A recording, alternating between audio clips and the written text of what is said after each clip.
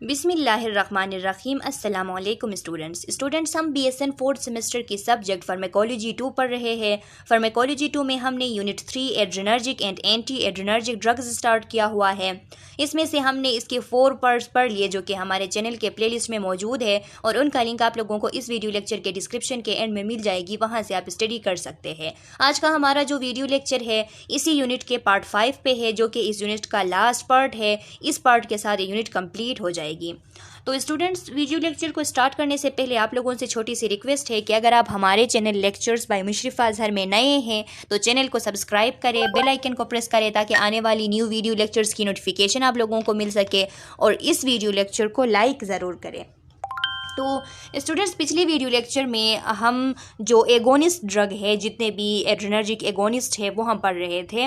आज का हमारा जो वीडियो लेक्चर है ये एड्रेनर्जिक एंटागोनिस्ट पे है कि जितने भी एड्रेनर्जिक एंटागोनिस्ट ड्रग्स है वो आज के वीडियो लेक्चर में हम डिस्कस करेंगे, चाहे वो अल्फा रिसेप्टर को ब्लॉक करने वाली ड्रग्स है या फिर बीटा रिसेप्टर को ब्लॉक करने वाली ड्रग्स हैं। Adrenergic antagonist drug which antagonize the action of epinephrine and norepinephrine at the receptor level. Adrenergic antagonist उन ड्रग्स को कहते हैं जो कि रिसेप्टर लेवल पे जाके एपिनेफ्रिन और नॉरएपिनेफ्रिन के एक्शन को स्टॉप करे, यानी वो ड्रग्स जो कि रिसेप्टर के साथ बाइंडिंग बना ले, और जब रिसेप्टर के साथ बाइंडिंग बना लेते हैं तो उस रिसेप्टर को ब्लॉक कर देते हैं। कौन से रिसेप्टर को? एपिनेफ्रिन और नॉरएपिनेफ्रिन के लिए जो मखसूस रिसेप्टर होती है उन रिसेप्टर को, यानी एड्रेनर्जिक रिसेप्टर को। एड्रेनर्जिक रिसेप्टर को ब्लॉक कर देती है। जब एड्रेनर्जिक रिसेप्टर ब्लॉक हो जाती है तो फिर एपिनेफ्रिन और नॉरएपिनेफ्रिन उसके साथ अटैच नहीं हो पाते। जब अटैच नहीं हो पाते तो इनका एक्शन जो है वो स्टॉप हो जाता है, इनका एक्शन फिर नहीं होता। They occupy adrenergic receptor alpha and beta but do not produce signal transduction। अब ये जो एंटागोनिस्ट ड्रग होते हैं ये क्या करते हैं? ये एड्रेनर्जिक रिसेप्टर को ऑक्युपाई कर लेते हैं। ऑक्युपाई करने का मतलब है उनके साथ बाइंडिंग बना लेते हैं। अल्फा के साथ भी बनाते हैं और बीटा के साथ भी बनाते हैं, लेकिन ये सिग्नल ट्रांसडक्शन को प्रोड्यूस नहीं कर पाते। सिग्नल ट्रांसडक्शन क्या होती है? सिग्नल ट्रांसडक्शन एक ऐसी प्रोसेस है जिसमें जो एक्स्ट्रा सेलुलर मैसेंजर है वो आके जब बाइंडिंग बना लेता है सेल के सरफेस पे रिसेप्टर के साथ, तो फिर वो रिसेप्टर जो है रिस्पॉन्स देने लगता है, जैसा कि एगोनिस्ट जो ड्रग होते हैं वो करते हैं। एगोनिस्ट ड्रग जब भी किसी सेल सरफेस पे जाके रिसेप्टर के साथ बाइंडिंग बना लेता है तो फिर उससे रिस्पॉन्स आती है। लेकिन यहाँ पे क्या होता है, जब एक एंटागोनिस्ट ड्रग आके एक रिसेप्टर के साथ सेल सरफेस पे बाइंडिंग बना लेती है तो फिर उस रिसेप्टर की एक्शन ब्लॉक हो जाती है, उसकी सिग्नल ट्रांसडक्शन फिर नहीं होती, फिर वो रिसेप्टर कोई भी काम नहीं कर पाता। तो इसलिए कह रहा है कि यहाँ से सिग्नल ट्रांसडक्शन प्रोड्यूस नहीं होगी। कैन बी रिवर्सिबल और इरिवर्सिबल। अब ये जो एड्रेनर्जिक हमारे साथ एड्रेनर्जिक ही नहीं, जितना भी जिस ड्रग से भी रिलेटेड हो, एंटागोनिज्म जो होती है वो 2 काइंड की होती है, रिवर्सिबल या इरिवर्सिबल। रिवर्सिबल का मतलब ये है कि कोई ऐसा एंटागोनिस्ट ड्रग के वो आके रिसेप्टर के साथ बाइंडिंग बना ले कुछ मुद्दत तक टेम्पोरेरीली, और फिर उस रिसेप्टर को छोड़ दे और वो रिसेप्टर अपना फंक्शन जो है दोबारा से उसका खुद का जो फंक्शन था वो स्टार्ट कर ले। तो इस किस्म के एंटागोनिज्म जिसमें कुछ वक्त के लिए होता है, परमानेंट नहीं होती, इसको हम कहते हैं रिवर्सिबल एंटागोनिज्म।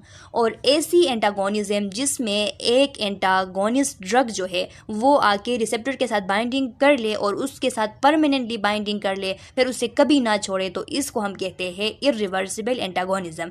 ये बात याद रखें स्टूडेंट्स कि जब भी रिसेप्टर की इरिवर्सिबल एंटागोनिज्म हो जाती है, इरिवर्सिबल कोई ड्रग उसके साथ आके बाइंडिंग बना लेती है, तो फिर वो रिसेप्टर ही ख़त्म हो जाती है। जब वो रिसेप्टर ख़त्म हो जाती है तो बहुत अरसे बाद जो है एक नया रिसेप्टर उसकी जगह बन जाता है।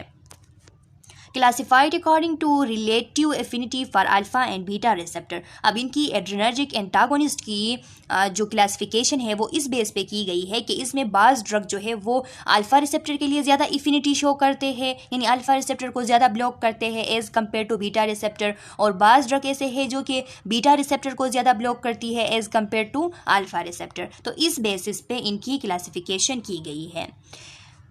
अच्छा स्टूडेंट्स, अब पढ़ते हैं हम अल्फ़ा एड्रेनर्जिक ब्लॉकर्स। इनमें से जो मेजर अल्फ़ा एड्रेनर्जिक ब्लॉकर्स है, अल्फ़ा रिसेप्टर को ब्लॉक करने वाली ड्रग्स है, वो कौन कौन से है? फिनोक्सीबेंजामीन है, फेंटोलेमीन है, प्रेजोसिन है, टेराजोसिन है और डोक्साजोसिन है। तो ये जो 5 ड्रग्स है ये अल्फ़ा एड्रेनर्जिक ब्लॉकर्स है, ये आपने याद रखने हैं, इससे MCQs बन सकती है।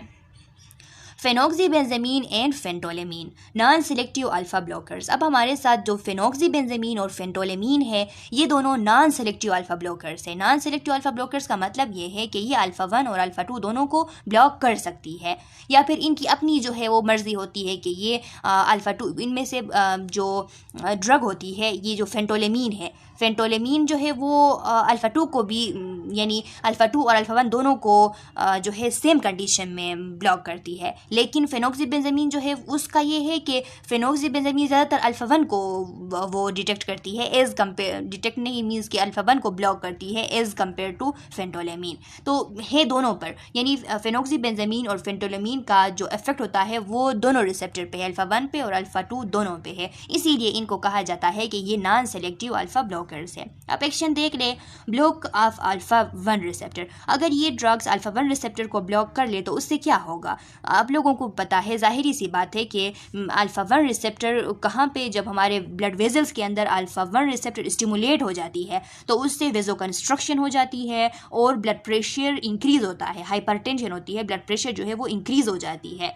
अब अगर अल्फ़ा 1 रिसेप्टर ब्लॉक हो गया तो फिर क्या होगा? इसकी वजह से वेजोडाइलेशन होगी, क्योंकि अल्फ़ा 1 स्टिमुलेट होती थी तो वेजोकंस्ट्रक्शन होती थी। अब अल्फ़ा 1 ब्लॉक होगी तो वेजोडाइलेशन होगी, और वेजोडाइलेशन जब होगी तो फिर पोस्चरल हाइपोटेंशन होगा। मतलब कि अगर हम पोजीशन चेंज कर ले, बैठे हैं उठ जाए एकदम से, तो फिर हाइपोटेंशन में जा सकते हैं क्योंकि वेजोडाइलेशन होती है। Block of alpha 2 receptor. अब ये अल्फ़ा 2 को भी चूंकि ब्लॉक कर लेती है, तो अल्फ़ा 2 को ब्लॉक करती है तो उससे क्या होता है? तो लिखा है reduce norepinephrine action on alpha 2 receptor on varicosity dilated axon terminal। अब सबसे पहले इस वेरिकोसिटी को समझे। ये हमारे साथ जो नॉरएपिनेफ्रीन है ये कहाँ से रिलीज़ होती है? जो हमारे साथ न्यूरोनल एक्सोन टर्मिनल्स होते हैं। जो न्यूरोनल एक्सोन टर्मिनल्स का मतलब ये है कि न्यूरॉन के जो एक्सोन होते हैं और एक्सोन के जो टर्मिनल्स होते हैं, उस एक्सोन टर्मिनल का जो डायलेटेड हिस्सा होता है उसको कहते हैं वेरिकोसिटी ऑफ दैट एक्सोन। तो उस वेरिकोसिटी में ये नॉरएपिनेफ्रीन जो है इसकी रिलीज़ होती है।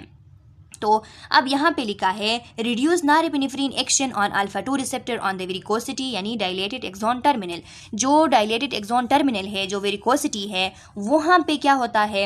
अल्फ़ा 2 रिसेप्टर का जो एक्शन था नॉरएपिनेफ्रीन पे वो एक्शन रिड्यूस हो जाती है। यानी अल्फ़ा 2 को हमने ब्लॉक किया तो अल्फ़ा 2 को ब्लॉक करने की वजह से अल्फ़ा 2 का जो एक्शन था नॉरएपिनेफ्रीन पे वो एक्शन रिड्यूस हो जाती है। तो अब आप लोगों को ये बात याद रखना ज़रूरी है कि अल्फ़ा 2 का क्या एक्शन था नॉरएपिनेफ्रीन पे। जब भी मैंने आप लोगों को बताया था अल्फ़ा 2 रिसेप्टर जब स्टिमुलेट होगी तो सिंपैथेटिक नर्वस सिस्टम स्टॉप होगी। सिंपैथेटिक नर्वस सिस्टम किस तरीके से स्टॉप होगी? ये नॉरएपिनेफ्रीन के रिलीज़ को इनहिबिट करेगी। अल्फ़ा 2 स्टिमुलेट होगी तो नॉरएपिनेफ्रीन के रिलीज़ को इनहिबिट करेगी। जब नॉरएपिनेफ्रीन के रिलीज़ को इनहिबिट करेगी तो सिंपैथेटिक नर्वस सिस्टम स्टॉप हो जाएगी। ये बात मैंने आप लोगों को बताई थी जब मैं आप लोगों को अल्फ़ा 2 रिसेप्टर्स पढ़ा रही थी। तो अब आप जाहिर सी बात है कि अल्फ़ा 2 का नॉरएपिनेफ्रीन पे अल्फ़ा 2 जब स्टिमुलेट होती थी तो इसका नॉरएपिनेफ्रीन पे क्या एक्शन था कि ये इसकी रिलीज़ करवा देती थी, इसकी रिलीज़ को ब्लॉक करवा देती थी। अब नॉरएपिनेफ्रीन की रिलीज़ जब ब्लॉक हो जाती थी तो सिंपैथेटिक नर्वस सिस्टम जो है वो भी स्टॉप हो जाता था। लेकिन अब क्या होता है? अब जो अल्फ़ा 2 का एक्शन था नॉरएपिनेफ्रीन पे वो रिड्यूस हो रहा है। क्यों रिड्यूस हो रहा है? क्योंकि हमने अल्फ़ा 2 को ब्लॉक कर दिया है। तब क्या होगा? Increase release of norepinephrine from the varicosity which can cause tachycardia and increase cardiac output. अब देखिए अल्फ़ा 2 का ये काम था कि अल्फ़ा 2 नॉरएपिनेफ्रीन के रिलीज़ को इनहिबिट करती थी इस वेरिकोसिटी में। ये जो डायलेटेड एक्सोन टर्मिनल थे यहाँ से नॉरएपिनेफ्रीन के रिलीज़ को कम करवाती थी, इसको रिड्यूस करवाती थी अल्फ़ा 2 जब स्टिमुलेट होती थी। अब जब हमने अल्फ़ा 2 को ब्लॉक कर दिया तो फिर क्या होगा? नॉरएपिनेफ्रीन की जो रिलीज़ है वो इंक्रीज़ होगी इस वेरिकोसिटी से। इस डायलेटेड एक्सोन टर्मिनल से नॉरएपिनेफ्रीन ज़्यादा मकदार में रिलीज़ होगी। जब नॉरएपिनेफ्रीन ज़्यादा मकदार में रिलीज़ होगी तो इसकी वजह से टैकिकार्डिया होगी, हार्ट रेट इंक्रीज़ होगी और कार्डियक आउटपुट जो है वो भी इंक्रीज़ हो जाएगी। अब है मैकेनिज्म ऑफ एक्शन। अब इनकी मैकेनिज्म ऑफ एक्शन क्या है? तो लिखा है bind covalently and therefore irreversibly to alpha receptor and block noradrenaline action. अब देखिए स्टूडेंट्स, अब क्या होता है कि ये जो ड्रग है हमारे साथ फेनोक्सीबेंजामीन की ये बात हो रही है। तो ये जो फेनोक्सीबेंजामीन है, यहाँ पे आप देख सकते हैं कि फेनोक्सीबेंजामीन जो है इसका ज़्यादा एक्शन जो होता है वो अल्फा 1 रिसेप्टर पे होता है। ये अल्फा 1 रिसेप्टर के साथ कोवेलेंटली बांड बना लेता है, और कोवेलेंट बांड की खासियत ये है कि ये परमानेंट बांड बन जाती है, ये फिर जो है नहीं निकलती, ये बिल्कुल फेनोक्सीबेंजामीन का अल्फा 1 रिसेप्टर के साथ परमानेंट बाइंडिंग हो जाती है। जब इसके साथ परमानेंट बाइंडिंग हो जाती है तो जाहिर सी बात है कि जब हमारे साथ अल्फा 1 रिसेप्टर स्टिमुलेट हो जाती थी तो नॉरएड्रेनालिन या नॉरएपिनेफ्रिन जो भी कहे, इसकी एक्शन जो है वो इंक्रीज़ हो जाती थी और सिंपैथेटिक नर्वस सिस्टम स्टिमुलेट हो जाता था, हार्ट रेट बढ़ जाती थी, ब्लड प्रेशर इंक्रीज़ हो जाती थी। अब देखिए फेनोक्सीबेंजामीन क्या करता है, फेनोक्सीबेंजामीन आके अल्फा 1 रिसेप्टर को कंप्लीटली इरिवर्सिबली ब्लॉक करता है। जब इसको ब्लॉक करता है तो नॉरएड्रेनालिन की जो एक्शन है वो ब्लॉक हो जाती है, क्योंकि नॉरएड्रेनालिन इसके साथ अब बाइंडिंग नहीं बना सकती, तो इसकी एक्शन जो है वो ब्लॉक हो जाती है। Action is reversible in case of phentolamine. अब अगर फेंटोलेमीन की बात करें तो फेंटोलेमीन के लिए अगर हम देखें तो फेंटोलेमीन के टाइम ये जो एक्शन है ये रिवर्सिबल होता है, इरिवर्सिबल नहीं होती, कोवेलेंट बांड नहीं बनती, ये फिर जो है निकल जाती है कुछ मुद्दत बाद। अब इनके फार्माकोकाइनेटिक्स देख ले। फार्माकोकाइनेटिक्स में लिखा है given orally, intravenously and subcutaneous injection. हम ओरली भी दे सकते हैं फेनोक्सीबेंजामीन और फेंटोलेमीन को, हम इंट्रावेनस भी लगा सकते हैं, हम सबक्यूटेनियस इंजेक्शन के फॉर्म में भी लगा सकते हैं। इनकी जो फेनोक्सीबेंजामीन है इसकी प्लाज्मा हाफ लाइफ 12 हावर्स होती है, क्योंकि ये रिसेप्टर के साथ इरिवर्सिबल बाइंडिंग बना लेता है, इसकी वजह से इसकी 12 हावर्स इसकी प्लाज्मा हाफ लाइफ होती है, और फेंटोलेमीन की 3 हावर्स प्लाज्मा हाफ लाइफ होती है। ये आप याद रखें, इससे एमसीक्यूज बन सकते हैं।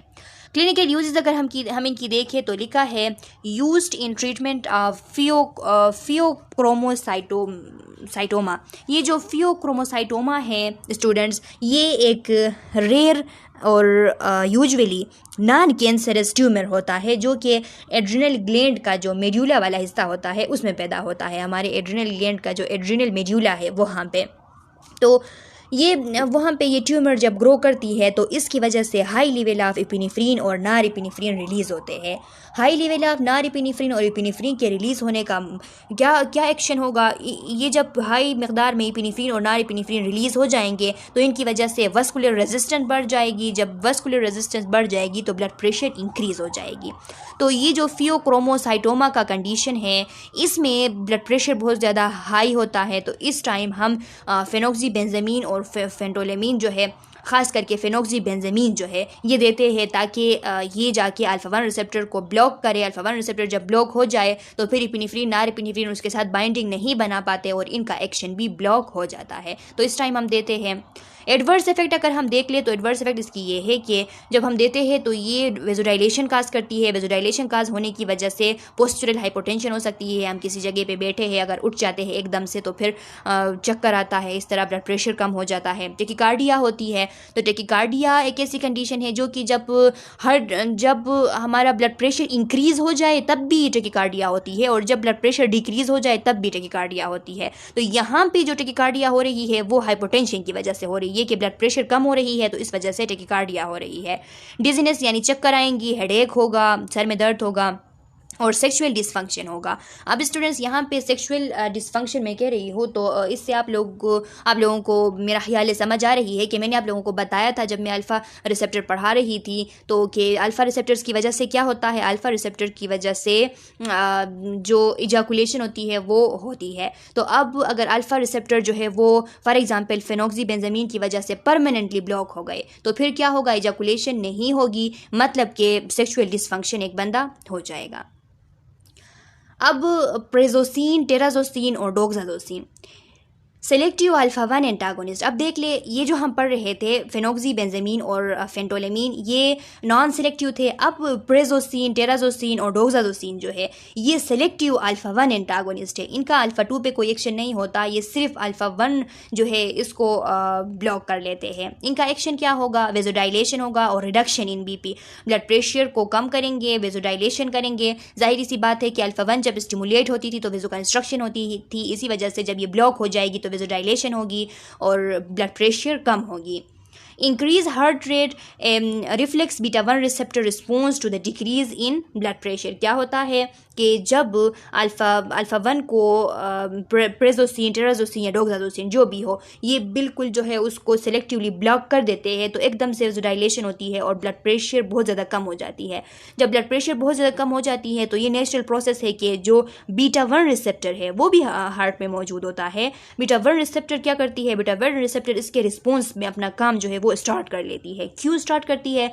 क्योंकि बीपी डिक्रीज हो गई है। देखिए लिखा है reflex beta 1 receptor response to the decrease in BP. जब बीपी में डिक्रीज को देख लेता है बीटा 1 रिसेप्टर को पता चल जाता है कि ब्लड प्रेशर बहुत ज़्यादा कम हुआ है, तो ये स्टिमुलेट हो जाती है। जब ये स्टिमुलेट हो जाती है तो एक साइड में ब्लड प्रेशर कम हुआ था, हाइपोटेंशन हुई थी, वेज़ोडाइलेशन हुई थी। जब एक साइड में बीटा 1 जो है वो स्टिमुलेट हो जाती है तो एकदम से जो है, क्योंकि बीटा 1 का आप लोगों को पता है कि ये पॉजिटिव क्रोनोट्रोप, पॉजिटिव आइनोट्रोप, पॉजिटिव ड्रोमोट्रोप है, तो हार्ट रेट भी इंक्रीज़ हो जाती है, हार्ट की कंडक्शन भी इंक्रीज़ हो जाती है। इसकी वजह से, इस वजह से लिखा है कि हार्ट रेट इंक्रीज़ होती है। क्यों होती है? क्योंकि बीटा 1 जो है वो स्टिमुलेट हो जाती है किसके रिस्पॉन्स में? ब्लड प्रेशर के डिक्रीज़ के रिस्पॉन्स में। Decrease bladder sphincter tone alpha 1 receptor का, मैंने आप लोगों को बताया था कि ब्लैडर में इसका काम ये होता है कि ब्लैडर की जो स्फिंक्टर है उसकी कंस्ट्रक्शन करवाती है। तो यहाँ पे क्या होगा, कंस्ट्रक्शन करवाती है, तो जब जहाँ पे कंस्ट्रक्शन होती है तो उसका मतलब है कि उसकी टोन जो है वो हाई टोन पे है, और जहाँ पे रिलैक्सेशन होती है तो इसका मतलब है कि वहाँ पे टोन जो है वो लो है। तो यहाँ पे ब्लैडर की स्फिंक्टर जो है उसकी टोन जो है वो क्या होती है, वो डिक्रीज़ होती है। मतलब कि यूरिनेशन हो सकती है, बार बार ज़्यादा यूरिनेशन फील हो सकती है, क्योंकि जब ये स्फिंक्टर क्लोज होती थी, ये स्फिंक्टर कॉन्ट्रैक्ट होती थी, तो फिर यूरिनेशन नहीं होती थी अल्फा 1 के स्टिमुलेशन की वजह से। अब अल्फा 1 की ब्लॉकेज है तो इसमें स्फिंक्टर में जो कंट्रक्शन हो रही थी वो नहीं होगी, रिलैक्स होगा, तो इस वजह से ब्लैडर की यहाँ पे जो स्फिंक्टर है इसकी टोन डिक्रीज़ होगी। टोन जब डिक्रीज़ होगी तो इस तरह हो सकता है कि बार बार यूरिनेशन फील हो सकती है, या ज़्यादा डोज में अगर प्रेजोसिन, ट्राजोसिन, डोक्साजोसिन दिया गया हो तो इसकी वजह से, इनकी वजह से अल्फा ब्लॉकेज की, यहाँ पे ब्लैडर की स्फिंक्टर में अल्फा ब्लॉकेज की वजह से इनकॉन्टिनेंस, यूरिनरी इनकॉन्टिनेंस हो सकती है। Inhibition of hypertrophy on smooth muscle of the bladder, neck and prostate capsule। अगर ब्लैडर के नेक पे या फिर प्रोस्टेट ग्लैंड जो है, यहाँ पे प्रोस्टेट ग्लैंड के अंदर अगर हाइपरट्रोफी हुई है, इनकी साइज़ बढ़ गई है, तो फिर उस टाइम अगर हम अल्फ़ा 1 एंटागोनिस्ट दे देते हैं, प्रेजोसिन, टेराजोसिन, डोक्साजोसिन जो भी हो दे देते हैं, तो यहाँ पे ब्लैडर के नेक के मसल्स में और प्रोस्टेट ग्लैंड के मसल्स में रिलैक्सेशन आ जाती है। उस रिलैक्सेशन की वजह से इनकी जो हाइपरट्रोफी थी, इनकी जो साइज़ बढ़ गई थी, वो कुछ हद तक दोबारा जो है वो रिड्यूस हो जाती है। इसके अलावा इसकी मैकेनिज्म ऑफ एक्शन जब हम देख ले तो लिखा है block the action of endogenous and exogenous agonist on alpha 1 receptor. अब अल्फा 1 रिसेप्टर के लिए चाहे एक्सोजीनियस एपिनेफ्रिन, एड्रेनलिन, नार एड्रेनलिन हो, या फिर एंडोजीनियस एपिनेफ्रिन, नार एपिनेफ्रिन हो, तो इन सब के, चाहे वो एक्सोजीनियस हो चाहे वो एंडोजीनियस हो, जो भी हो, अल्फा 1 रिसेप्टर के लिए जितने भी एगोनिस्ट है उनके एक्शन को ब्लॉक कर देती है, क्योंकि ख़ुद आके ये इस रिसेप्टर के साथ अल्फा 1 के साथ बाइंडिंग बना लेती है। तो जो दूसरे इसके साथ बाइंडिंग बनाने के लिए आ जाते हैं एगोनिस्ट, तो वो नहीं आ पाते और इस तरह उनकी एक्शन ब्लॉक हो जाती है। डिक्रीज पेरिफेरल वास्कुलर रेजिस्टेंस, जो पेरिफेरल वास्कुलर रेजिस्टेंस है वो भी डिक्रीज हो जाती है, क्योंकि अल्फा 1 रिसेप्टर ब्लॉक हो गया तो अब पेरिफेरल वास्कुलर रेजिस्टेंस जो है वो डिक्रीज होगी, वहाँ पे कंट्रक्शन नहीं होगी, डायलेशन होगी। डायलेशन की वजह से वो जो पेरिफेरल वास्कुलर रेजिस्टेंस है वो डिक्रीज होगी। जब वो डिक्रीज होगी तो ब्लड प्रेशर भी डिक्रीज होगी, क्योंकि ब्लड प्रेशर इसके साथ डायरेक्टली प्रोपोर्शनल है वास्कुलर रेजिस्टेंस के साथ। Relaxes arterial and venous smooth muscle, arteries के अंदर जो स्मूथ मसल है, वेन्स के अंदर जो स्मूथ मसल्स है, उनकी भी रिलैक्सेशन काज करती है, वो भी इनकी वजह से रिलैक्स हो जाते हैं। Cause minimal changes in cardiac output, renal blood flow and GFR, और जो हमारा कार्डिक आउटपुट है और रीनल ब्लड फ्लो है, किडनीज की तरफ ब्लड फ्लो और GFR, इन पे इतना ज़्यादा इफेक्ट नहीं होता, बस कुछ मिनिमल इफेक्ट होते हैं। अब इनकी फार्माकोकाइनेटिक्स बताया है कि प्रेजोसिन और टेराजोसिन जो है वो ओरली एब्जॉर्ब हो सकते हैं। इनकी plasma of life 3 to 4 hours है। ये इनकी मेटाबॉलिज्म जो है वो लीवर पे होती है और ये एक्सटेंसिवली फर्स्ट पास मेटाबॉलिज्म इनकी होती है। एक्सटेंसिव फर्स्ट पास मेटाबॉलिज्म का मतलब ये है कि बहुत तेज़ी के साथ जो है फर्स्ट पास मेटाबॉलिज्म इनकी होती है। फर्स्ट पास मेटाबॉलिज्म मैंने थर्ड सेमेस्टर में आप लोगों को बहुत डिटेल से समझाया हुआ था कि वो मेटाबॉलिज्म के ड्रग को हमने इंजेस्ट किया तो उसके साइड ऑफ एक्शन तक पहुंचने से पहले उसकी जो मेटाबॉलिज्म हो जाती है, उसकी तोड़फोड़ होकर वो इनएक्टिव बन जाती है। इसको हम कहते हैं फर्स्ट पास मेटाबॉलिज्म। तो बाज़ ड्रग ऐसे होते हैं कि हमें फर्स्ट पास मेटाबॉलिज्म से उनकी हिफाजत करनी होती है। तो ये ड्रग्स भी इस तरह है कि इनकी फर्स्ट पास मेटाबॉलिज्म बहुत ज़्यादा तेज़ होती है। डोक्साजोसिन का जो प्लाज्मा हाफ लाइफ है वो 22 आवर्स है। इनकी क्लिनिकल यूज़ अगर हम देख ले तो अगर सीवियर हाइपरटेंशन है तो उस टाइम हम देते हैं, अगर बिनाइन प्रोस्टेटिक हाइपरट्रोफी है तो उस टाइम हम देते हैं ताकि प्रोस्टेट ग्लैंड के मसल्स रिलैक्स हो और ये हाइपरट्रोफी ठीक हो जाए, कुछ हद तक सिम्टम्स जो है वो रिलीव हो जाए। एडवर्स इफेक्ट अगर हम इनकी देखें तो इनकी वजह से आर्थोस्टेटिक हाइपोटेंशन हो सकती है, यानी आप एक जगह बैठे हो या लेटे हो उससे उठ जाए तो आपको हाइपोटेंशन हो, ब्लड प्रेशर कम हो के डिजीनेस आए, चक्कर आए और आप गिर जाए, इसको हम कहते हैं आर्थोस्टेटिक हाइपोटेंशन। डिजीनेस हो सकती है, चक्कर आ सकते हैं, हाइपर सेंसिटिविटी हो सकती है, ये तो किसी भी ड्रग से हो सकती है। ये उस पेशेंट के इम्यून सिस्टम पर डिपेंड करता है कि वो कितना सेंसिटिव है। इंसोम्निया हो सकती है, यानी नींद नहीं आ सकती है, उसको नींद नहीं आती। और प्रियापिज्म हो सकती है। प्रियापिज्म का मतलब ये है कि जो लॉन्ग लास्टिंग पेनफुल इरिक्शन होती है पीनस की, उसको कहते हैं प्रियापिज्म। तो इनकी वजह से ये काज हो सकती है, क्योंकि मैंने आप लोगों को बताया था कि अल्फ़ा 1 और अल्फ़ा 2 की, अल्फ़ा रिसेप्टर्स की, अल्फ़ा 1 अल्फ़ा 2 दोनों की जब स्टिमुलेशन हो जाती है तो इजैकुलेशन हो जाती है। बाज़ टाइम इनकी ओवर स्टिमुलेशन होती है तो उसकी वजह से प्री मेच्योर इजैकुलेशन भी हो सकती है। अब यहाँ पे इनकी हम ब्लॉकर दे देते हैं और ख़ास करके ये जो सेलेक्टिव वाले ब्लॉकर्स है कि ये सेलेक्ट करके अल्फ़ा 1 को बिल्कुल जो है वो ब्लॉक कर देती है। तो जब ब्लॉक कर देती है तो फिर इजैकुलेशन नहीं होगी और लॉन्ग लास्टिंग इरिक्शन काज करेगी, इसको कहते हैं प्रियापिज्म। अच्छा स्टूडेंट, यही बातें हैं। अब यहाँ पे आप देख सकते हैं कि अल्फ़ा ब्लॉकर्स की जो मैंने मैकेनिज्म ऑफ एक्शन आप लोगों को समझाई कि ये अल्फ़ा एड्रेनर्जिक रिसेप्टर की जो स्टिमुलेशन है स्मूथ मसल में उसको इनहिबिट कर देती है। हाई ब्लड प्रेशर को ट्रीट करने के लिए हम देते हैं ताकि वेजल्स के अंदर जाके वहाँ पे वेजोडाइलेशन काज करे, वेजो कंस्ट्रक्शन जो हो रही थी अल्फ़ा रिसेप्टर की वजह से उसको ब्लॉक करे। और बिनाइन प्रोस्टेटिक हाइपरप्लेजिया जो होता है इसमें हम देते हैं ताकि जो प्रोस्टेट ग्लैंड है इसके मसल्स में चला आए और वहाँ पे प्रोस्टेट ग्लैंड के जो मसल्स है उनकी रिलैक्सेशन काज करे ताकि सिम्टम्स जो है वो उसकी रिलीव हो सके और ये कुछ हद तक ठीक हो जाए। अच्छा स्टूडेंट्स, अब है टेम्सोल्यूसिन। अब ये जो टेम्सोल्यूसिन है ये भी सेलेक्टिव अल्फ़ा 1 ब्लॉकर है, लेकिन इसमें मैंने स्टार्ट में जब अल्फ़ा रिसेप्टर आपको पढ़ा रही थी तो आप लोगों को बताया था कि अल्फ़ा रिसेप्टर जो है अल्फ़ा 1 रिसेप्टर, इसके सब टाइप्स भी है। अब इन सब टाइप्स में अल्फ़ा 1 ए है, अल्फ़ा 1 बी है, अल्फ़ा 1 सी है, अल्फ़ा 1 डी है, तो ऐसे इसके सब टाइप्स भी हैं।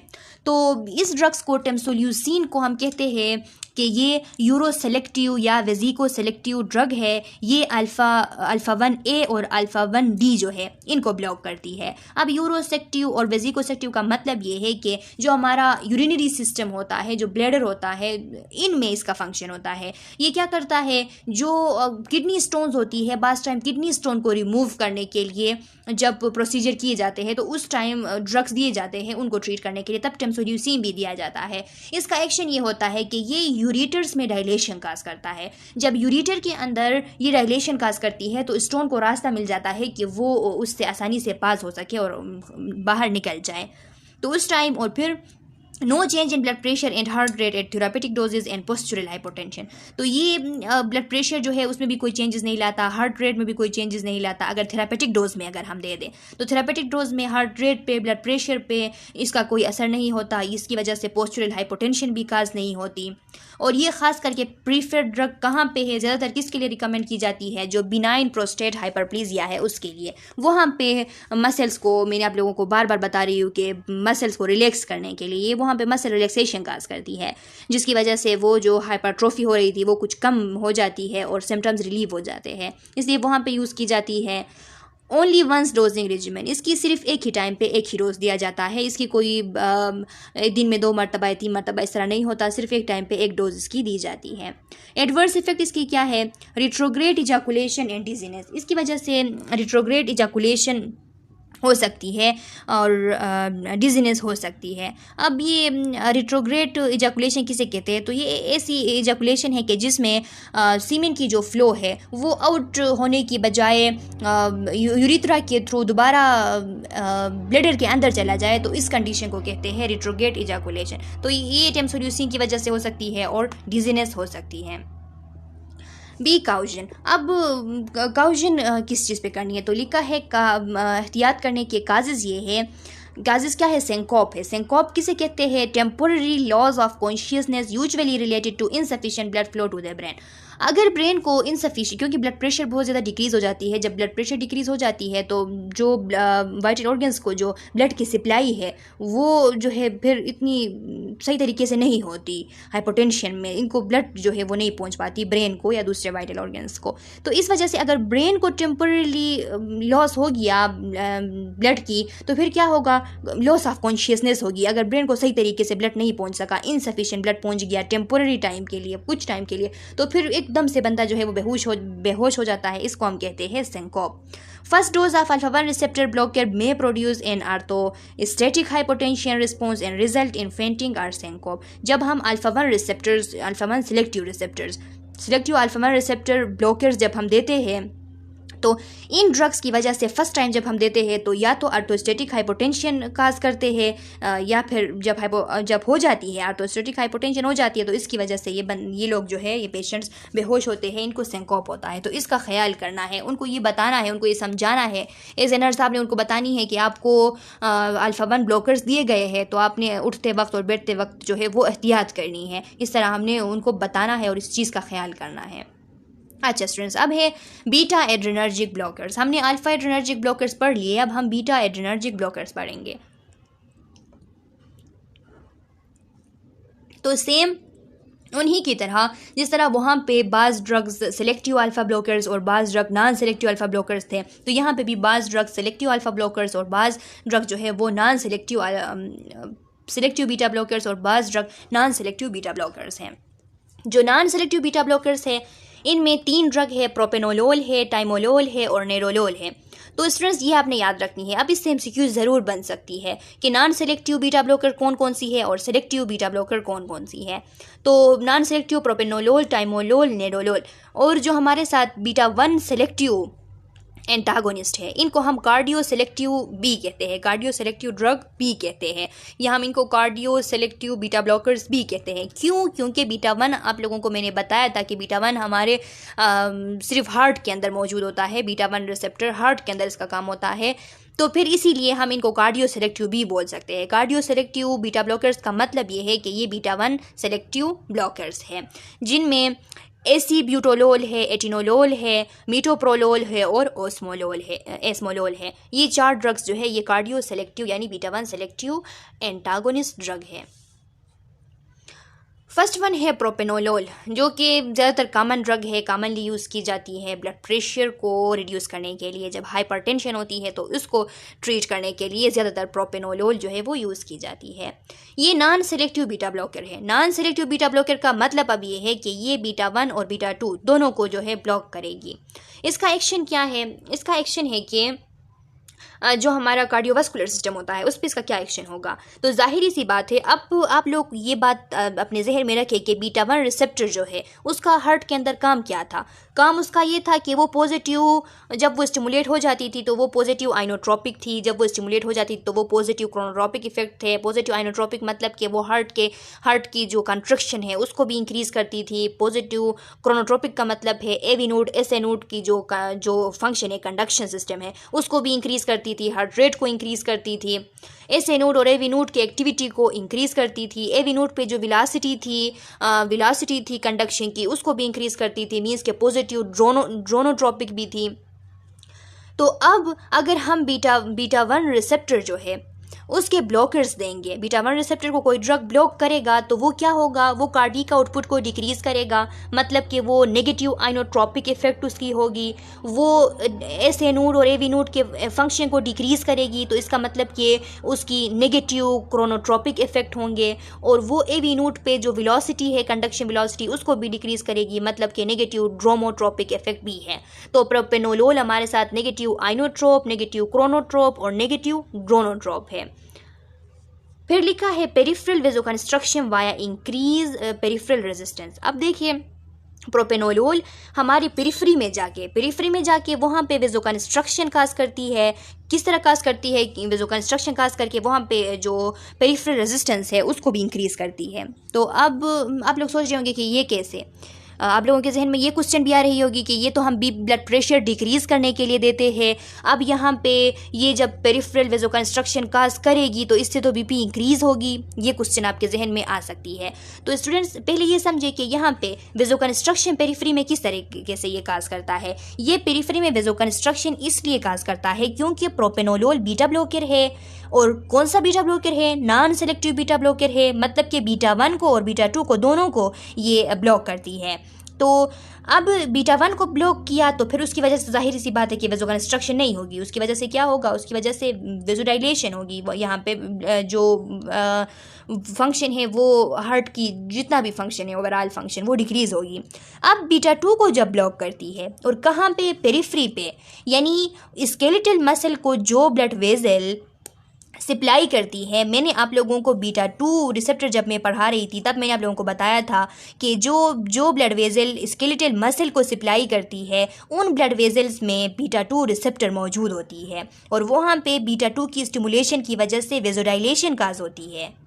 आप लोग समझ रहे हैं, वहाँ पे क्या होता है, बीटा 2 के स्टिमुलेशन की वजह से वेजोडाइलेशन होती थी। बीटा 2 का मैंने आप लोगों को बताया था कि बीटा 2 एक तो हमारे लंग्स में मौजूद होती है जहाँ पे इसकी स्टिमुलेशन की वजह से वेजोडाइलेशन होती है, और एक हमारे जो स्केलेटल मसल के लिए जो ब्लड वेजल सप्लाई करती है उन ब्लड वेजल्स के अंदर मौजूद होती है, सिर्फ उन ब्लड वेजल के अंदर जो स्केलेटल मसल के लिए सप्लाई करती है, और वहाँ पे इसका काम वेजोडाइलेशन काज करना है।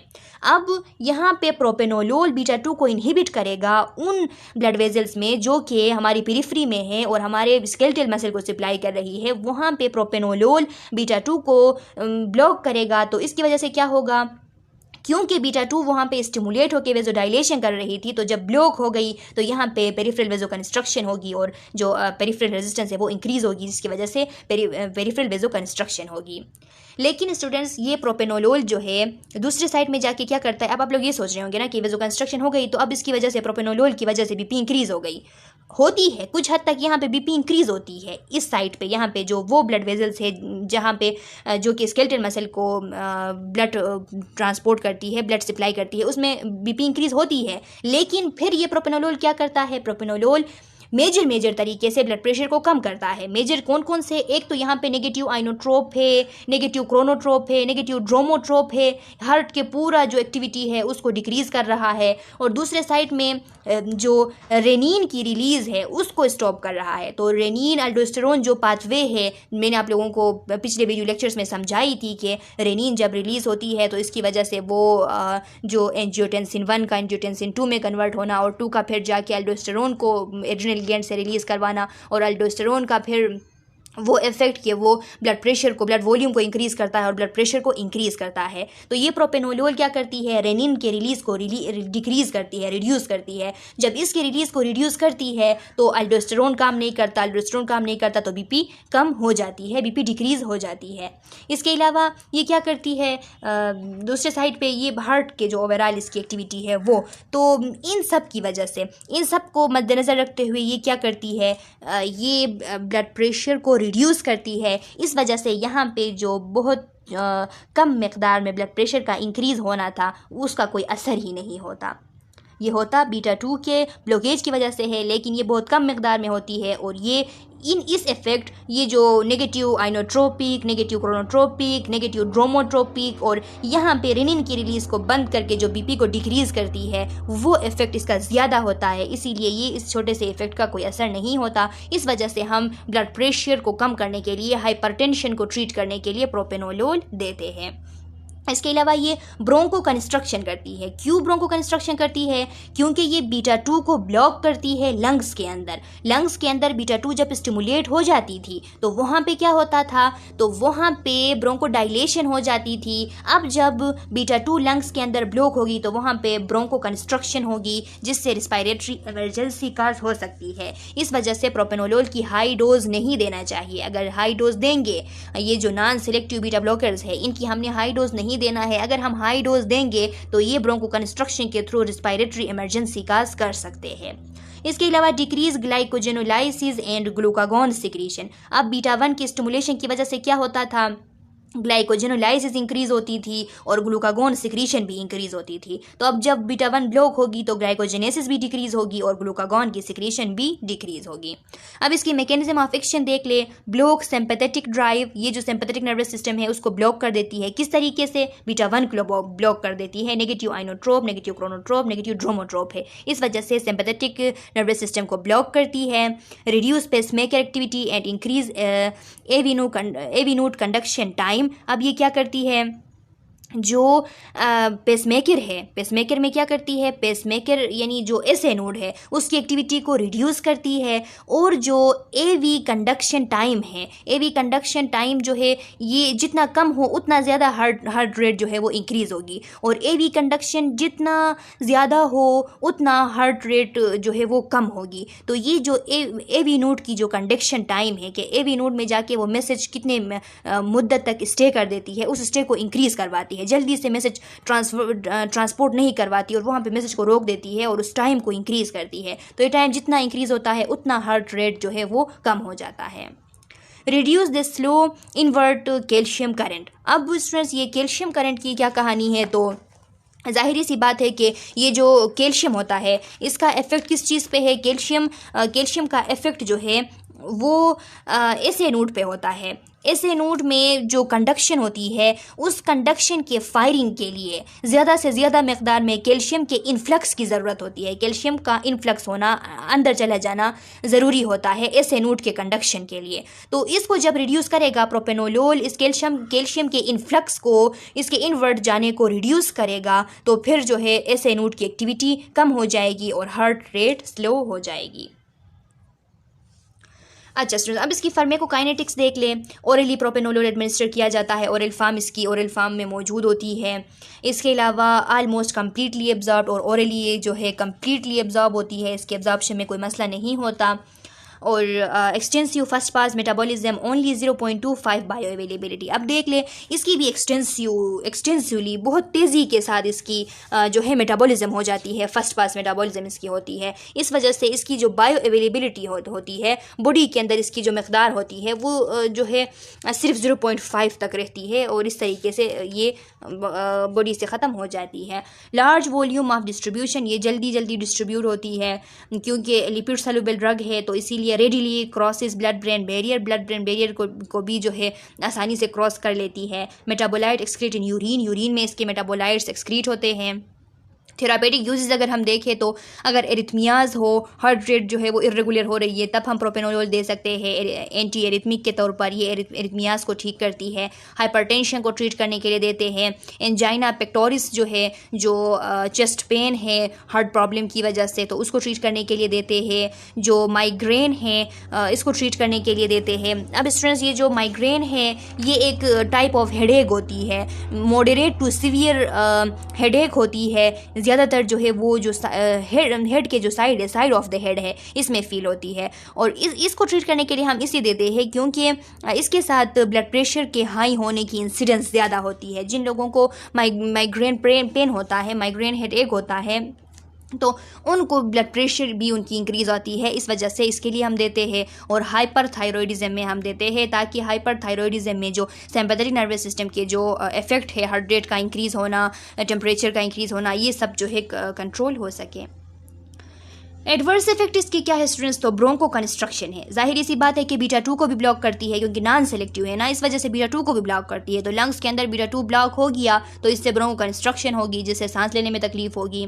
ये भी एरिथमियाज काज कर सकती है इफ़ स्टॉप्ड एब्रप्टली, अगर हमने एकदम से इसको बंद किया, स्टार्ट किया था इसका हमने और एकदम से बंद कर दिया देना एडमिनिस्टर करना, तो फिर जो है ये एरिथमियाज काज कर सकती है। इसीलिए एब्रप्ट इसको बंद नहीं करना है, डोज कम कम करके इसको बंद करना है।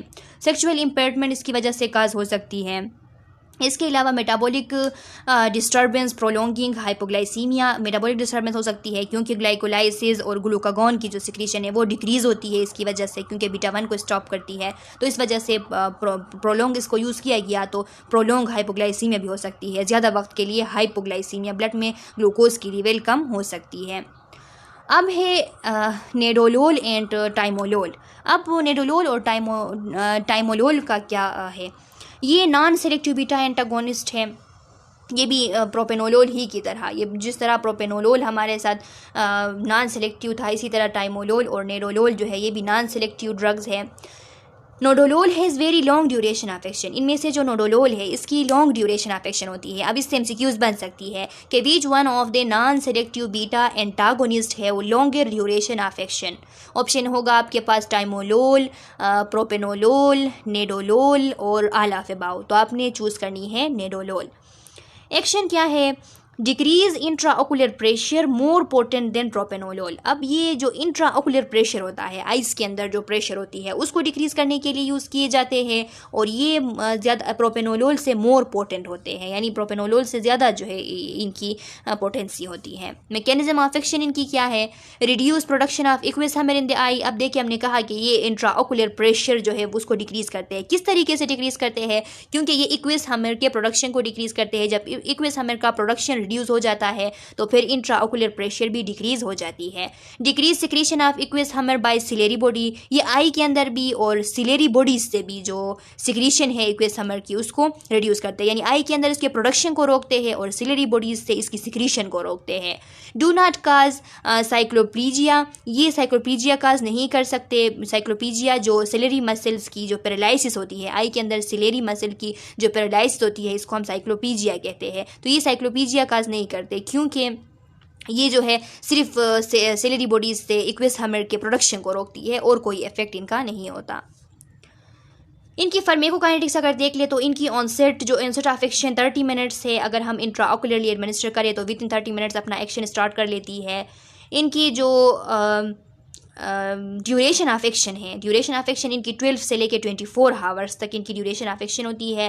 क्लिनिकल यूज़ इनकी क्रोनिक मैनेजमेंट ऑफ ग्लूकोमा को क्रोनिकली मैनेज करने के लिए यूज़ किए जाते हैं। अच्छा स्टूडेंट्स, अब है सेलेक्टिव बीटा ब्लॉकर्स। अब ये ऐसे ड्रग्स है जो कि सेलेक्टिवली बीटा 1 को या बीटा 2 को ब्लॉक करती है। तो इनमें एसीब्यूटोलोल है, एटिनोलोल है, बाइसोप्रोलोल है, एस्मोलोल है एंड मेट्रोप्रोलोल है। Selective beta blocker known as cardio selective. अब स्टूडेंट्स, अब ये मैंने आप लोगों को बताया कि इनको हम कार्डियो सेलेक्टिव भी कहते हैं क्योंकि ये सिर्फ जो बीटा 1 है उसको ब्लॉक करती है और बीटा 1 जो है वो सिर्फ हार्ट में होता है, इस वजह से इनको हम कार्डियो सेलेक्टिव ड्रग्स भी कहते हैं। Selectivity is lost at high dose, लेकिन ये बात ज़रूर याद रखें कि अगर हमने हाई डोज में दे दिया तो इनकी जो सिलेक्टिविटी है वो फिर ये लॉस कर लेते हैं, फिर ये बीटा 2 को भी जो है वो ब्लॉक कर सकते हैं अगर हमने हाई डोज में दे दिया। एक्शन इनकी क्या है, ब्लड प्रेशर को डिक्रीज़ करते हैं, increase exercise tolerance in angina. और एंजाइना का जो पेन होता है उसमें इस तरह होता है कि जिनको एंजाइना होता है तो वो ज़्यादा एक्सरसाइज जो है वो बर्दाश्त नहीं कर पाते, ज़्यादा काम भी वो बर्दाश्त नहीं कर पाते, चढ़ाई पे वो चढ़ नहीं पाते, थोड़ी सी भी चढ़ाई हो तो वो थक जाते हैं, उनको पेन होता है बहुत ज़्यादा चेस्ट पेन। तो इनके यूज़ की वजह से, क्योंकि ये बीटा 1 को ब्लॉक करती है, हार्ट रेट को कंट्रोल में रखती है, हार्ट रेट को डिक्रीज़ करती है, इस वजह से एक्सरसाइज टॉलरेंस उन लोगों में हो सकती है जिनको एंजाइना हो। इन ड्रग्स की वजह से एक्सरसाइज टॉलरेंस उनमें हो सकती है। फार्मेकोकाइनेटिक्स देख ले तो इनको भी ओरली एडमिनिस्टर किया जाता है। इनकी प्लाज्मा हाफ लाइफ अगर देख ले तो एटिनोलोल की 6 आवर्स है और एस्मोलोल की 10 आवर्स है। क्लिनिकल यूजेस अगर हम देखें तो सुप्रावेंट्रिकुलर डिसरिथमियास जो होता है, सुप्रावेंट्रिकुलर डिसरिथमियास जो वेंट्रिकल्स है उनके बिल्कुल ऊपर अगर एकदम से डिसरिथमियास काज हो जाता है उसी एरिया पे, वेंट्रिकल्स के बिल्कुल ऊपर वाले हिस्से पे, तो उसको ट्रीट करने के लिए ज़्यादातर जो है इमरजेंसी ट्रीटमेंट में हम एस्मोलोल दे देते हैं, ये उसको इफ़ेक्टिवली ट्रीट कर लेती है। एंटी एंजाइनल, मैंने आप लोगों को बताया कि एंजाइना पेन को भी हम जो है एंजाइना के को ट्रीट करने के लिए दे सकते हैं। Anti hypertensive drug in diabetic patient receiving insulin और ओरल हाइपोग्लाइसेमिक एजेंट, तो उन लोगों में जिनको डायबिटीज़ है और वो हाइपोग्लाइसेमिक एजेंट जो है वो यूज़ कर रहे हैं, तो उनमें एज एंटी हाइपरटेंसिव ड्रग हम दे सकते हैं। अच्छा स्टूडेंट्स, अब कुछ ड्रग ऐसे भी है जो कि अल्फ़ा रिसेप्टर और बीटा रिसेप्टर दोनों को ब्लॉक कर सकती है। अल्फ़ा रिसेप्टर पे भी इनकी इफेक्ट होती है और बीटा रिसेप्टर पे भी। वो कौन से ड्रग हैं? वो सिर्फ ये 2 ड्रग है, लेबिटोलोल और कार्विडिलोल। अब स्टूडेंट्स एमसीक्यूज आपसे बन सकती है कि which one of the following drug have effect both receptor alpha and beta. तो आपके लिए ऑप्शन में होगा प्रोपेनोलोल, आपके लिए ऑप्शन में होगा कि ये दूसरा कोई ड्रग होगा, एक एटिनोलोल होगा, और ऑप्शन में लेबिटोलोल और कार्विडिलोल होगा, और एक ऑप्शन में होगा कि बोथ CND। तो आपने बोथ CND यानी लेबिटोलोल और कार्विडिलोल सेलेक्ट करना है। इनका नाम आपने याद रखना है कि इनका असर भी अल्फ़ा पे भी और बीटा पे भी होता है। अभी हमने सबसे पहले अल्फ़ा ब्लॉकर्स पढ़ लिए, उसके बाद हमने पढ़ा कि कौन से ड्रग जो है वो अल्फ़ा सेलेक्टिव ब्लॉकर्स है और कौन से ड्रग जो है वो अल्फ़ा नॉन सेलेक्टिव ब्लॉकर्स है। फिर हमने बीटा ब्लॉकर्स पढ़े, हमने सेलेक्टिव बीटा ब्लॉकर्स और नॉन सेलेक्टिव बीटा ब्लॉकर्स दोनों पढ़े। अब हम अल्फ़ा और बीटा दोनों को जो ड्रग ब्लॉक कर सकती है उनको पढ़ते हैं, और वो सिर्फ 2 ड्रग है, लेबिटोलोल और कार्विडिलोल। अल्फ़ा प्लस बीटा ब्लॉकर, ये अल्फ़ा और बीटा दोनों को ब्लॉक करती है, कमर्शियली प्रेजेंट होती है। जो ड्रग्स कमर्शियली प्रेजेंट ये हमारे साथ कमर्शियली प्रेजेंट होती है। ये अल्फ़ा 1 को, बीटा 1 को, बीटा 2 को ब्लॉक करती है, और बीटा 2 के लिए इसका थोड़ा सा जो है स्लाइटली एगोनिस्टिक इफेक्ट भी होता है। बीटा 2 को ब्लॉक भी करती है और इसको थोड़ा बहुत इसको स्टिमुलेट भी करती है। लेकिन मेनली स्टूडेंट्स, ये बात याद रखें कि मेनली ये बीटा 2 ब्लॉकर है, लेकिन कुछ हद तक इसको स्टिमुलेट भी करती है।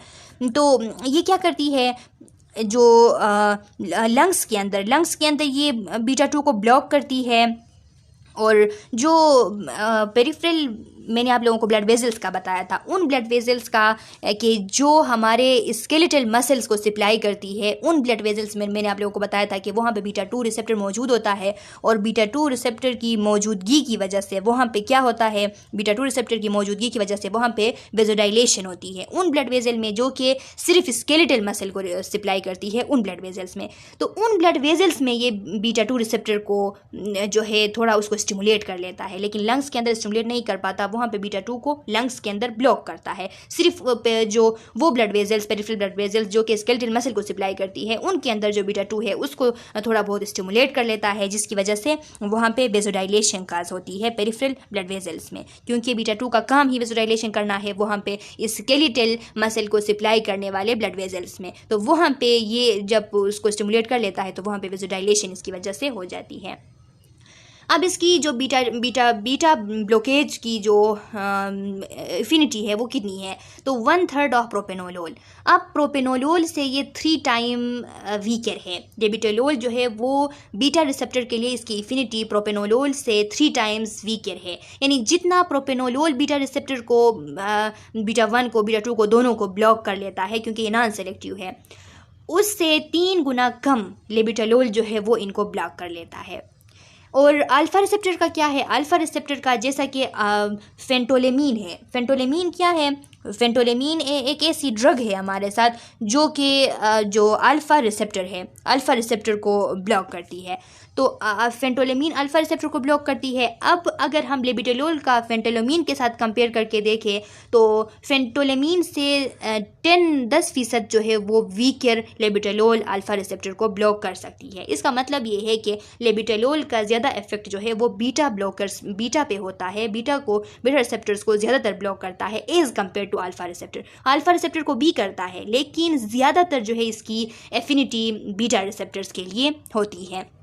देखिए ये प्रोपेनोलोल को अगर हम देखें तो प्रोपेनोलोल बीटा ब्लॉकर है, और फेनोल्टेमीन जो है फेंटोलेमीन जो है ये क्या है, फेंटोलेमीन हमारे साथ अल्फ़ा ब्लॉकर है। अब प्रोपेनोलोल बीटा ब्लॉकर है तो लेबिटेलोल उससे 3 गुना कम बीटा रिसेप्टर पे इफेक्ट करता है, बीटा रिसेप्टर को ब्लॉक करता है। लेकिन अल्फ़ा रिसेप्टर की अगर हम देखें तो फेंटोलेमीन अल्फ़ा रिसेप्टर है, और अगर इसके कंपेरिजन में हम लेबिटेलोल को देखें तो लेबिटेलोल फेंटोलेमीन से 10% कम जो है वो इफेक्ट करता है, ब्लॉक करता है अल्फ़ा रिसेप्टर को। देखिए रेशो लिखा है बीटा अल्फ़ा रेशो 1:5। स्टूडेंट्स ये कुछ मिस्टेक हुई है, इसमें ये 1:5 नहीं है बल्कि ये 5:1 है। क्यों? क्योंकि ये बीटा को ज़्यादा इफेक्ट करती है एज़ कम्पेयर टू अल्फ़ा, तो इसलिए ये यहाँ पे स्लाइड में मिस्टेक हुई है और 1:5 लिखा गया है, ये 5:1 है, 1:5 नहीं है। अच्छा स्टूडेंट्स, तो फिर लिखा है clinical low dose like propranolol and high dose like propranolol plus प्रेजोसिन।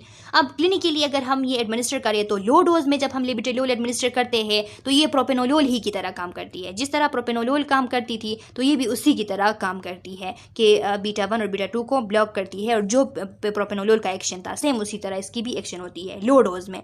लेकिन अगर हम हाई डोज में दे देते हैं तो हाई डोज में इसको देने का रिजल्ट ये होगा कि फॉर एग्जांपल हम प्रोपेनोलोल और प्रेजोसिन को एक साथ दे दें। अगर हम प्रेजोसिन क्या है, प्रेजोसिन सेलेक्टिव अल्फ़ा 1 ब्लॉकर है, ये अल्फ़ा 1 को सेलेक्ट करके उसको ब्लॉक करता है। तो अगर हम लेबिटेलोल जो है इसको हाई डोज में दे देते हैं तो ये इस तरीके से काम करता है जैसे प्रोपेनोलोल और प्रेजोसिन को अगर हम एक साथ दे दें तो वो किस तरीके से काम करेंगे, इसी तरीके से ये काम करता है। फॉल इन ब्लड प्रेशर, तो इसका एक्शन क्या होगा जब हम लो डोज में भी देंगे और हाई डोज में भी जो भी देंगे, तो इनका एक्शन ये होगा कि ये ब्लड प्रेशर को कम करेंगे, सिस्टोलिक बीपी को भी और डायस्टोलिक बीपी को भी। विजुडाइलेशन करेंगे, विजुडाइलेशन किस लिए करेंगे, क्योंकि ये बीटा 2 को भी ब्लॉक करती है। तो बीटा 2 को जब ब्लॉक करती है तो इसकी वजह से विजुडाइलेशन काज करते हैं। विजुडाइलेशन क्यों काज करते हैं, क्योंकि बीटा 2 को ब्लॉक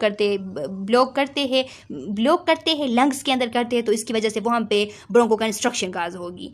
लेकिन ये मैंने आप लोगों को बताया कि यहाँ पे देखिए, यहाँ पे ये क्या था लेबिटेलोल का ये एगोनिस्ट था बीटा 2 के लिए। तो बीटा 2 के लिए जब एगोनिस्टिक होता है तो इसकी वजह से क्या होता है, वहाँ पे बीटा 2 जो है वो विजुडाइलेशन काज करती थी, जो ब्लड वेजल्स सप्लाई करते हैं स्केलेटल मसल को, तो वहाँ पे ये बीटा 2 के लिए एगोनिस्टिक होगा, तो फिर ये वहाँ पे भी विजुडाइलेशन काज करेगा। और यहाँ पे बीटा 1 को भी ब्लॉक करती है, अल्फ़ा 1 को भी ब्लॉक करती है, तो अल्फ़ा 1 का भी ये काम होता है कि अल्फ़ा 1 वेजो कंस्ट्रक्शन काज करती है, तो अल्फ़ा 1 को भी ब्लॉक करती है, तो इस वजह से भी विजुडाइलेशन होता है। लेकिन ये बीटा 2 कहने का मकसद ये है कि ये बीटा 2 के लिए एगोनिस्टिक था, इस वजह से जो पेरिफेरल जो ब्लड वेजल जो कि स्केलेटल मसल को जो सप्लाई करती है उसमें ये क्या करती है, उसमें विजुडाइलेशन काज करती है।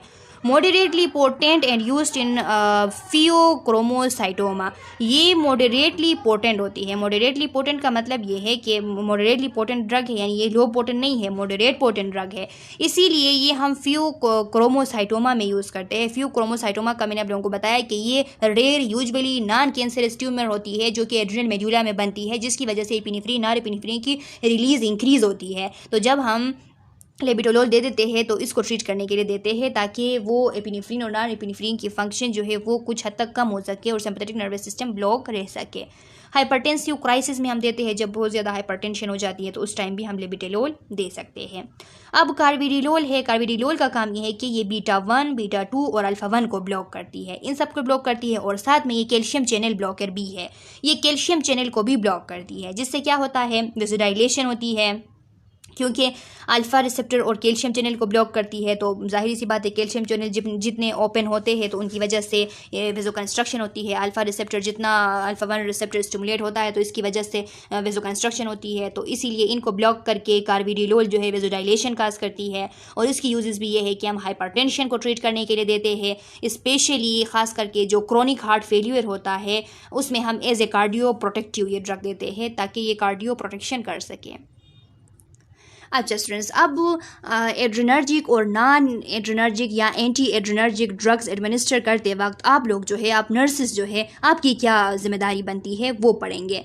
लिखा है एसेस फॉर कंट्राइंडिकेशन और caution, for example history of allergy, pheochromocytoma और अवॉइड एडवर्स इफेक्ट। हमने जो है एलर्जी को देखना है, फियोक्रोमोसाइटोमा के लिए हमने चेक करनी है, क्योंकि फियोक्रोमोसाइटोमा के टाइम पे हम ब्लॉकर्स जो है वो दे देते हैं। ऐसा ना हो कि किसी पेशेंट में फियोक्रोमोसाइटोमा है, उसकी नॉरेपिनेफ्रिन की रिलीज़ बहुत ज़्यादा हो रही है और साथ में आप उसको एगोनिस्ट ड्रग दे रहे हैं, तो फिर जो है क्राइसिस हो सकती है, इमरजेंसी हो, बॉडी में एकदम से सारा इमरजेंसी जो है वो बॉडी पे आ जाएगा और इससे ख़तरा हो सकता है पेशेंट को। तो एडवर्स इफेक्ट को अवॉइड करने के लिए ये चीज़ें हमने देखनी है।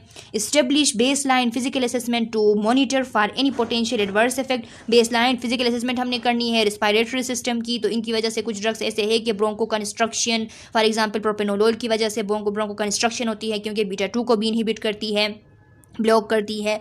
तो ऐसी चीज़ों को हमने देखना है, पहले उसकी बेसलाइन फिजिकल असेसमेंट जो है वो करनी है।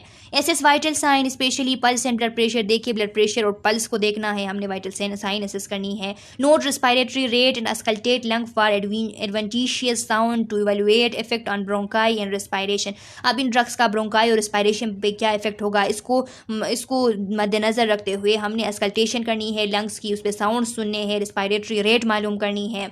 Monitor urine output to evaluate perfusion of the kidney and therapeutic effect. हम थेरापेटिक इफेक्ट को देखने के लिए यूरिन आउटपुट चेक करते हैं। इसके अलावा किडनीज़ के लिए परफ्यूजन देखने के लिए हमने यहाँ पे किडनीज़ की हमने यूरिन जो है उसकी आउटपुट को मॉनिटर करनी है। Monitor laboratory test result to determine need for possible dose adjustment. Possible dose adjustment करने के लिए हम लेबॉर्ट्री टेस्ट जो है उनको भी चेक करेंगे। Use extreme caution in calculating and preparing doses of these drugs because even a small error could have serious effect। अब देखिए इन ड्रग्स में हमें एक्सट्रीम काउजन करनी है, बहुत ज़्यादा एहतियात करनी है इनको कैलकुलेट करने में, इनके डोज को प्रिपेयर करने में। क्यों? क्योंकि अगर इसमें छोटी सी भी गलती आपसे हो गई तो उससे सीरियस इफेक्ट जो है वो हो सकती है पेशेंट को। Use proper aseptic technique when administering ophthalmic or nasal agent, alpha and beta adrenergic agonists to prevent injection and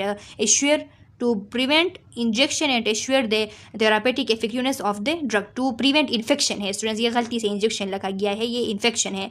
मतलब कि आपने अगर नेज़ल या ऑप्थल्मिक ड्रग एडमिनिस्टर कर रहे हो, अल्फ़ा या बीटा एगोनिस्ट, तो फिर तब आपने एसेप्टिक तरीके से करनी है, प्रॉपर एसेप्टिक तरीके से, ताकि आप इन्फेक्शन को रोक सके और आप इसको जो इस ड्रग की जो थेरापेटिक इफेक्टिवनेस है उसको यकीनी बना सके। Monitor patient response closely, patient के रिस्पॉन्स को हम क्लोजली मॉनिटर करेंगे, वाइटल साइन चेक करेंगे, ईसीजी चेक करेंगे, यूरिन आउटपुट चेक करेंगे, ताकि हमें यकीन हो जाए कि ये जो ड्रग है इससे फ़ायदा हो रहा है पेशेंट को और इसका कोई टॉक्सिसिटी पेशेंट को नहीं हो रही है। Provide patient education about drug effect and warning signs to report. हमने पेशेंट को बताना है कि ये ड्रग के इफ़ेक्ट्स के बारे में बताना है और इसके जो वार्निंग साइंस है कि अगर इस तरह कोई मसला हो जाता है, सांस में कोई मसला हो जाता है तो जल्दी से दिखाना है, रिपोर्ट करना है, क्योंकि ब्रोंको कंस्ट्रक्शन हो सकती है प्रोपेनोलोल वगैरह की वजह से, या फिर बहुत ज़्यादा हार्ट रेट इंक्रीज़ हो रहा है और जो है ब्लड प्रेशर बहुत ज़्यादा इंक्रीज़ हो रही है, तो तब भी दिखाना है। क्योंकि अगर हम अल्फ़ा एगोनिस्ट दे रहे हैं, अल्फ़ा 1 रिसेप्टर एगोनिस्ट, तो इसकी वजह से इस तरह हो सकता है कि ब्लड प्रेशर बहुत ज़्यादा हाई हो जाए। तो ये चीज़ें हमने पेशेंट को समझानी हैं। Monitor patient response out to therapy, improvement in blood pressure, ocular pressure, bronchial airflow. हमने पेशेंट की रिस्पॉन्स को देखनी है, थेरेपी के लिए पेशेंट का क्या रिस्पॉन्स शो हो रहा है, उसके ब्लड प्रेशर में, ओकुलर प्रेशर में, अगर हम ग्लोकोमा को ट्रीट कर रहे हैं या फिर अगर हम लंग्स के किसी मसले को ट्रीट कर रहे हैं, ब्रोंकियल कंस्ट्रक्शन को, तो फिर ब्रोंकियल एयर फ्लो, ये सब कैसी है ये हम चेक करेंगे। Monitor for adverse effect, cardiovascular changes, decrease urine output, headache, GI upset. हम इन चीज़ों का देखेंगे कि एडवर्स इफेक्ट की वजह से कहीं कार्डियोवास्कुलर चेंजेस तो नहीं आए हैं, यूरिन आउटपुट डिक्रीज तो नहीं हुई, हेडेक तो नहीं हो रहा या जीआई अपसेट तो नहीं हुई। Evaluate patient understanding on drug therapy by asking patient to the name of the drug, its indication, adverse effect to watch for. पहले पेशेंट को हमने सारा कुछ समझाना है, उसके बाद उससे पूछना है ड्रग का नेम, उसके इंडिकेशन, उसके एडवर्स इफेक्ट. अगर वो सही से बता सके तब हम समझेंगे कि पेशेंट एजुकेट हो चुका है. Monitor patient compliance to drug therapy. Patient के कंप्लियंस को देखेंगे, क्या पेशेंट बातें मान रहा है, वो कंप्लियंस शो कर रहा है इस ड्रग थेरेपी के लिए या नहीं, ये चीज़ें देखेंगे. अच्छा स्टूडेंट्स, तो ये रेफरेंसेस है. अगर ये यूनिट आप डिटेल से स्टडी करना चाहते हैं तो इन रेफरेंसेस के थ्रू, लिपिंग कोड के बुक से भी और इस रेफरेंसेस के थ्रू भी आप स्टडी कर सकते हैं. मैं उम्मीद करती हूँ कि आप लोगों को ये यूनिट समझ आ गई है. अगर समझ नहीं आई है इस यूनिट के किसी भी वीडियो लेक्चर में, जो 5 वीडियो लेक्चर्स है, अगर किसी में भी आपको कोई मसला है तो फिर कमेंट सेक्शन में अपना क्वेश्चन डाल ले. मैं नेक्स्ट वीडियो लेक्चर में आप लोगों के क्वेश्चन का आंसर करूँगी. तब तक के लिए अल्लाह हाफिज़.